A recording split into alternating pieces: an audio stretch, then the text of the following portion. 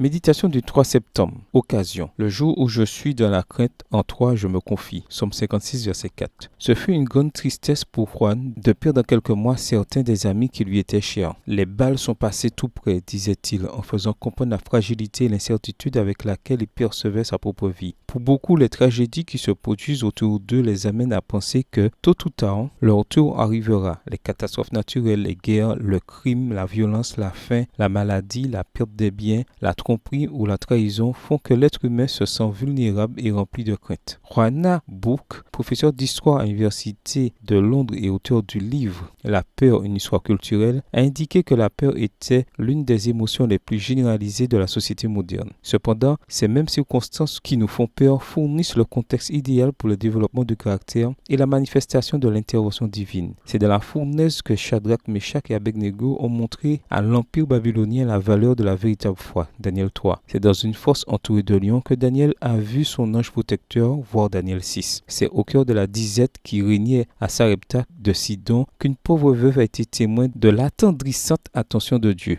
voir 1 Roi 17. Et le patriarche Job a laissé un grand exemple quand, dans ses souffrances, il a continué à croire en son Rédempteur, voir Job 19, versets 25 et 26. Le roi David a aussi dû affronter de nombreuses difficultés comme des guerres, la trahison, des menaces de mort, des problèmes familiaux et même la perte de ses enfants. Mais il a appris que chacune de ces circonstances représentait une opportunité. Le jour où je suis dans la crainte, en toi je me confie. En d'autres termes, le jour où j'ai peur, j'ai aussi l'occasion de renforcer mon caractère en exerçant ma foi et de voir comment Dieu va agir en ma faveur. Avez-vous considéré un jour vos problèmes sous cet angle? Pensez au fait que les tribulations produisent la patience nécessaire à l'édification du caractère. Voir Romains 5, verset 3. Que Dieu est capable de faire de grandes choses en faveur de ceux qui espèrent en lui. Voir Isaïe 64, verset 4. Et que le Seigneur connaît ceux qui trouvent en lui un abri. Nahum 1, verset 7. Nouvelle Bible seconde. Parce que la peur peut être vue comme une occasion, nous pouvons dire que le monde est rempli d'occasions. Profitons-en. Avec conviction, répétons du plus profond de notre cœur. Le jour où je suis dans la crainte, en toi je me confie. Bonne journée à vous et que le Seigneur vous bénisse.